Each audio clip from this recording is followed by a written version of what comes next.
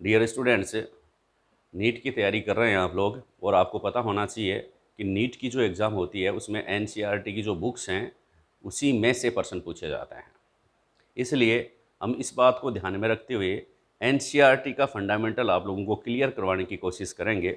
आप लोगों को पसंद आए तो लाइक करें और शेयर करें और बार बार रिवाइज करें क्लास को, ताकि आप लोगों के अच्छे मार्क्स 90/90 90/90 आपके क्वेश्चन सही हो सके।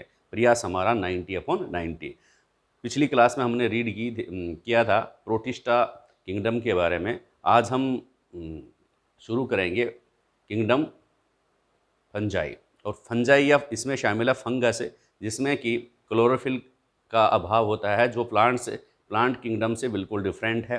प्लांट्स जो होते हैं उनमें क्लोरोफिल पाया जाता है और कई प्रकार के पिगमेंट्स पाए जाते हैं, लेकिन यहाँ पर पिगमेंट्स वगैरह क्लोरोफिल वगैरह का जनरली अभाव होता है, वो जनरली एब्सेंट होता है, उसमें नहीं पाए जाते हैं। क्या महत्वपूर्ण प्रश्न बनते हैं, सुनिए फंगस के बारे में। उन्हीं बातों की चर्चा करेंगे जो एग्जाम की दृष्टि से इम्पोर्टेंट है। देखिए, कवक या फंजाई जो होता है उसका बॉडी, जो प्लांट बॉडी जो होती है उसकी, जिसको अपन कहेंगे वो किस प्रकार के होते हैं, वो फिलामेंटस होता है। इनका स्वरूप जो होता है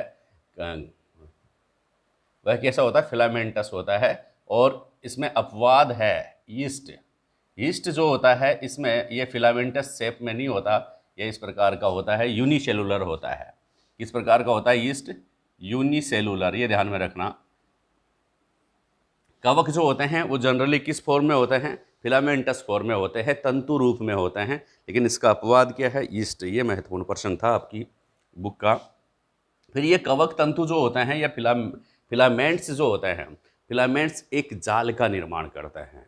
फिलामेंट्स एक जाल के रूप में उलझे हुए रहते हैं। उस जाल को माइसीलियम या कवक जाल कहते हैं। माइसीलियम इंग्लिश मीडियम वालों के लिए, कवक जाल हिंदी माध्यम के छात्रों के लिए। तो कवक जाल या माइसीलियम कहते हैं। खास बात यह है, इस माइसीलियम, जैसे मान लो कि ये कवक तंतु, इस प्रकार का कवक तंतु इनमें पाए जाते हैं। खूब सारे कवक तंतु इसमें उपस्थित हो सकते हैं।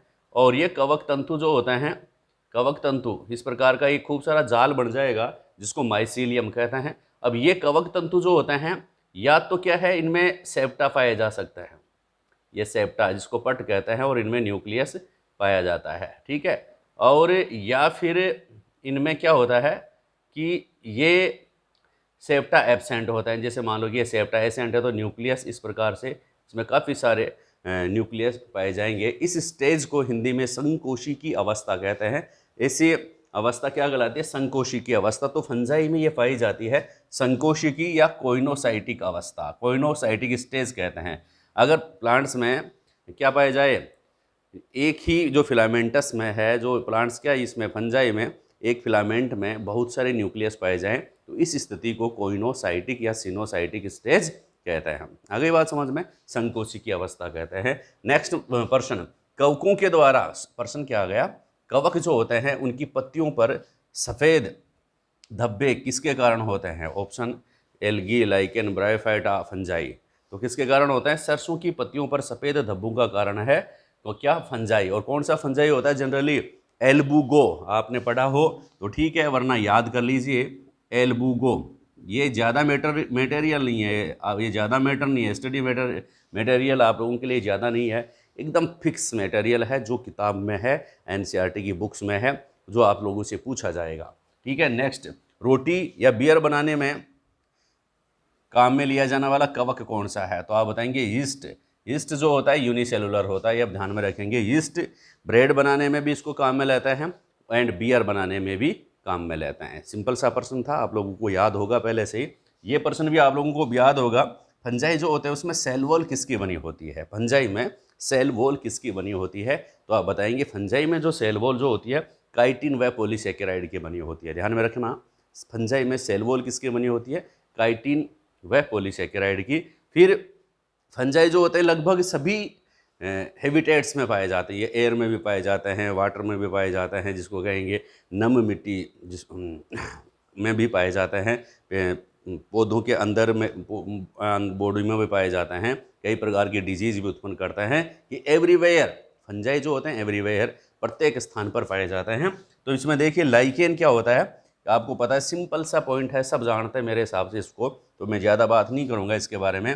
जो फंजाई यानी जिसको अपन कहेंगे फंगस एंड एल्गी, फंगस व एल्गी जो है इसका symbiosis of fungus and algae is called lichen.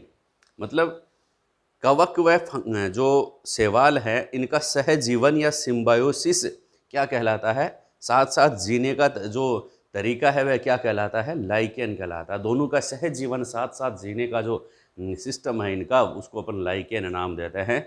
Mycorrhiza क्या है, बहुत बार प्रश्न आता है माइकोराइजा क्या है, इसमें प्लस माइनस में पूछ लेते हैं। प्लस माइनस में कैसे, ये फंगस व कवक का सहजीवन लाइकेन कहलाता है। फिर जो माइकोराइजा क्या होता है कि अगर जड़ों जो होते हैं, जड़ जो होते हैं, जड़ों में क्या पाया जाता है, कवक पाए जाए। रूट्स में अगर कवक उपस्थित हों, फंगस, रूट्स प्लस किसी कोई भी रूट जो होती है उसमें अगर फंगस लगे हुए होते हैं, उनका फंगस उसमें पाए जाते हैं, तो इस प्रकार की जड़ों को माइकोराइजा कहते हैं। माइकोराइजा क्या है, पहले तो ध्यान में रखिए, ये जड़ें हैं। कैसी जड़ें हैं, जिनमें क्या पाया जाता है, जिनमें फंगस पाया जाता है। आ गई बात समझ में, इसलिए इसको माइकोराइजा कहते हैं। आपको पता है माइको शब्द जो होता है वह फंगस को रिप्रेजेंट करता है।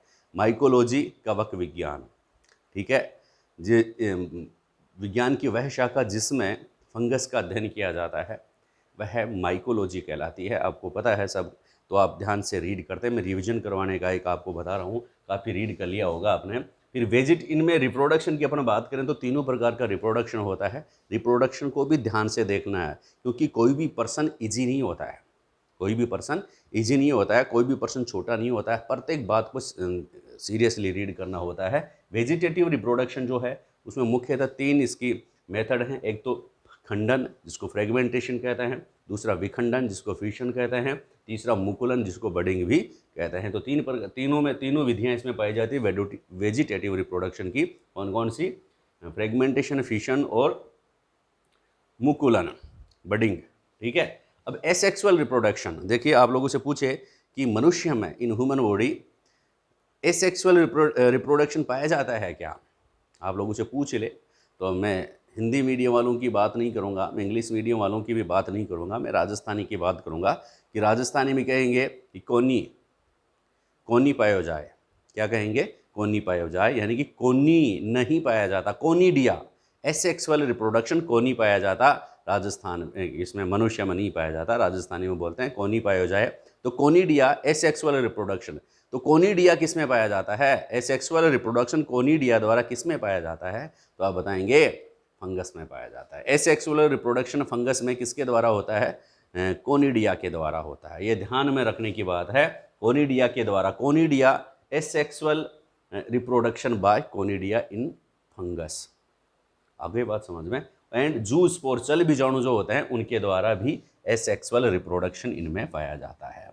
चल बीजाणु, जू स्पोर्स जो चलते हैं, ठीक है, और ये बीजाणु जो होते हैं ना, समान भी हो सकते हैं और असमान भी हो सकते हैं। इनकी साइज अकॉर्डिंग टू मॉर्फोलॉजी ये समान भी हो सकते हैं, असमान भी हो सकते हैं। तो एसेक्सुअल रिप्रोडक्शन कोनिडिया के द्वारा पाया जाता है, ये ध्यान में रखना मुख्यतः, इसी पे फोकस करता ना अभी एग्जाम में। कोनिडिया एसेक्सुअल जो रिप्रोडक्शन में बनते हैं, ये ध्यान में रखना। और मनुष्य में एसेक्सुअल रिप्रोडक्शन है कोनी, तो एसेक्सुअल रिप्रोडक्शन कोनी के किस में है, फंगस में है। कोनी किस में है, फंगस में है। सेक्सुअल रिप्रोडक्शन जो होते हैं, अब ध्यान में रखेंगे, सेक्सुअल रिप्रोडक्शन, इसको मिटा रहा हूँ थोड़ा सा समझाने के लिए, कि 3 प्रकार के स्पोर्स आप कवक में रीड करने जा रहे हैं। मुख्यतः एग्जाम की दृष्टि से बता रहा हूँ, वैसे तो बहुत सारे हैं, अब आप कॉलेज में जाओगे तो बहुत सारे स्पोर्ट्स पाओगे वहाँ पर, लेकिन यहाँ जो नीट फाइट करने के लिए अपने को 3 ही औजार चाहिए कि आपको मुख्य बातें आपको आनी चाहिए। कौन कौन सी मुख्य बातें आनी चाहिए। नंबर 1, आपने कोनिडिया बीजाणु देखा, कोनिडियोस्पोर, कोनिडिया बीजाणु कहते हैं, कोनिडिया बीजाणु, ये आप ध्यान में रखना क्या है, ये एसेक्सुअल रिप्रोडक्शन द्वारा, एसेक्सुअल रिप्रोडक्शन में ये बनता है, एसेक्सुअल रिप्रोडक्शन, ठीक है। कोनिडिया द्वारा कौन सा रिप्रोडक्शन होता है, एसेक्सुअल रिप्रोडक्शन होता है, और इनको कोनिडियोस्पोर्स भी कहते हैं, कोनिडियो स्पोर्स। दूसरे प्रकार के स्पोर्स जो बनते हैं फंजाई में कौन कौन से, एक तो एसिडियो बीजाणु,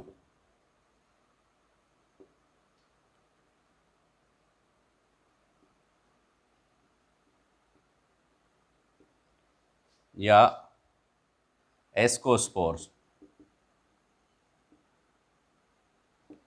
ठीक है, और दूसरा बेसिडियो स्पोर्स या बेसिडियम स्पोर्स। आप ध्यान से देखना, ये दोनों देखो क्या हो गया, ए बी सी, तीन प्रकार के स्पोर्स बनते हैं, ठीक है, एस्कस, बेसिडियम और कोनिडियो। तो एस्कस, एस्कोस्पोर्स और बेसिडियोस्पोर्स और कोनिडियोस्पोर्स। एस्कोस्पोर्स ए बी जो होते हैं वो सेक्सुअल रिप्रोडक्शन के में बनते हैं, सेक्सुअल रिप्रोडक्शन में, और सी एसेक्सुअल में बनते हैं। सी कोनिडियोस्पोर्स किस में बनते हैं, सेक्सुअल रिप्रोडक्शन में बनते हैं। अब ये देखिए कि इसमें ये बीजाणु जो बनते हैं ना, एस्कस बीजाणु और बेसिडियम बीजाणु जो बनते हैं वो एक विशेष संरचना में बनते हैं जिसको कहते हैं फ्रूटिफिकेशन, फलनकाय। आप तो सिंपल सा ये ध्यान में रखेंगे, फ्रूटिफिकेशन या फलनकाय किस में बनते हैं, एल्गी में, लाइकेन में, ब्रायोफाइटा में या फिर फंजाई में। फलनकाय एग्जाम में बहुत बार आ जाता है, आप ध्यान में रखेंगे, फलनकाय, फ्रूटिफिकेशन, फ्रूटिफिकेशन किस में बनते हैं, इतना ध्यान रखना आप लोगों को। किस में बनते हैं आपको पता है, फंगस में बनते हैं या फिर फंजाई में बनते हैं। फंगस या फंजाई में बनते हैं। इसमें कौन कौन से दो बीजाणु बनते हैं, एक तो ए और दूसरा बी। फ्रूटिफिकेशन में ए है, ए का मतलब एसिडियो बीजाणु और दूसरा है बेसिडियो बीजाणु। एस्कस स्पोर्स भी कहेंगे और इसको बेसिडियम स्पोर्स भी, बेसिडियम भी कहेंगे। ये जिसमें बनते हैं उसको कहेंगे एस्कस और जिस बीजाणुधानी में बनते हैं उसको कहेंगे बेसिडियम। एसिडियो बीजाणु एस्कस नामक बीजाणुधानी में बनते हैं और बेसिडियो बीजाणु जो होता है बेसिडियम नामक बीजाणुधानी में बनते हैं। और इसका मतलब क्या है, एस्कस व बेसिडियम क्या है, फ्रूटिफिकेशन है। क्या है, फ्रूटिफिकेशन है, आप लोग ध्यान में रखेंगे। अब अपन चर्चा करेंगे किसकी, स्टेप्स ऑफ सेक्सुअल रिप्रोडक्शन की। इसमें तीन बातें, तीन शब्दों को भी आप ध्यान में रखेंगे। कौन कौन से, प्लाज्मोगेमी क्या है, प्लाज्मोगेमी को समझ लीजिए। पहला इसमें स्टेप्स है, सेक्सुअल रिप्रोडक्शन में तीन स्टेप होते हैं। सेक्सुअल रिप्रोडक्शन जो होता है इसमें तीन स्टेप्स होते हैं। नंबर एक प्लाज्मोगेमी। इसमें क्या होता है कि जो तंतु जो होते हैं इसमें दो तंतु अलग अलग प्रभेद के, अलग अलग स्ट्रैंड के, डिफरेंट स्ट्रैंड के तंतु एक दूसरे के पास आ जाते हैं और दोनों ये जो स्ट्रैंड जो होंगे उनके न्यूक्लियस का क्या हो जाएगा भाई, इनके न्यूक्लियस इनके जो क्या है, साइटोप्लाज्म जो होता है इसमें मिल जाता है आपस में, तो इसको अपन क्या कहेंगे, प्लाज्मोगेमी कहेंगे। साइटोप्लाज्म आपस में अगर मिल जाता है, साइटोप्लाज्म मिक्स हो गया, इसको क्या कहेंगे भाई, प्लाज्मोगेमी कहेंगे। क्या कहेंगे, प्लाज्मोगेमी कहेंगे। दूसरी बात है कैरियोगेमी। दूसरा स्टेप क्या है इसमें सेक्सुअल रिप्रोडक्शन का, कैरियोगेमी। ये ध्यान में रखना। कैरियोगेमी क्या होता है, जैसे मान लो कि ये दो वो थे, उसमें एक न्यूक्लियस इसमें था, एक न्यूक्लियस इसमें था। अब ये दोनों, पहले तो प्लाज्मोगेमी हो गई। प्लाज्मोगेमी में क्या हुआ कि इस प्रकार से दो तंतु जो होते हैं वो मिल गए और इनका जो कोशिका द्रव्य था या साइटोप्लाज्म था वो आपस में मिल गया और इनके न्यूक्लियस इसमें दोनों स्थित हो गए। तो इस प्रकार इस दोनों न्यूक्लियस जो होते हैं आपस में अगर मिल जाएं, दोनों न्यूक्लियस मिलकर, एक इधर था पहले फिर इधर था, फिर क्या हुआ दूसरी स्टेज में कि ये दोनों न्यूक्लियस क्या हो गए भाई, मिल गए और एक डाइकैरियन इसमें 2n न्यूक्लियस यहाँ पर बन गया। तो इस प्रकार न्यूक्लियस का मिलना क्या कहलाता है, कैरियोगेमी कहलाता है। तीसरा स्टेप क्या था, तीसरा स्टेप है डाइकैरियन स्टेज। डाइकैरियोन स्टेज बहुत इंपॉर्टेंट है, आप लोग ध्यान में रखेंगे। डाइकैरियोन स्टेज या द्विकेंद्र की अवस्था किस में पाई जाती है, ध्यान में रखना। द्विकेंद्र की अवस्था, द्विकेंद्र की अवस्था क्या होती है कि इनमें क्या होता है, जैसे ये दो न्यूक्लियस बने थे ना, कुछ फंजाई जो होते हैं, कुछ फंजाई की कुछ क्लासेज ऐसी होती हैं जिनमें क्या होता है, गण कुछ ऐसे होते हैं इनमें फंजाई की में कि जो दोनों केंद्रक जो होते हैं कुछ समय के लिए आपस में मिलते नहीं है। दोनों फिलामेंटस जो भिन्न भिन्न डिफरेंट स्ट्रैंड्स के फिलामेंट हैं उनके न्यूक्लियस प्लाज्मोगेमी के बाद भी आपस में मिलते नहीं हैं। ठीक है, अगर नहीं मिलते हैं तो दोनों जो इसका साइटोप्लाज्म में दोनों केंद्रक उपस्थित होते हैं कुछ समय के लिए। इस स्टेज को डाइकैरियोन स्टेज कहते हैं। इस स्टेज को क्या कहेंगे, डाइकैरियोन स्टेज या द्विकेंद्र की अवस्था कहते हैं। समझ में आ गई बात, द्विकेंद्र की अवस्था किसे कहेंगे। अब इसको डाइकैरियोन स्टेज तो कह दिया, अब आप एग्जांपल ध्यान में रखेंगे। Dikaryon stage is present in किसमें, एसिडियोमाइसिटीज, एसिडियोमाइसिटीज और बेसिडियोमाइसिटीज।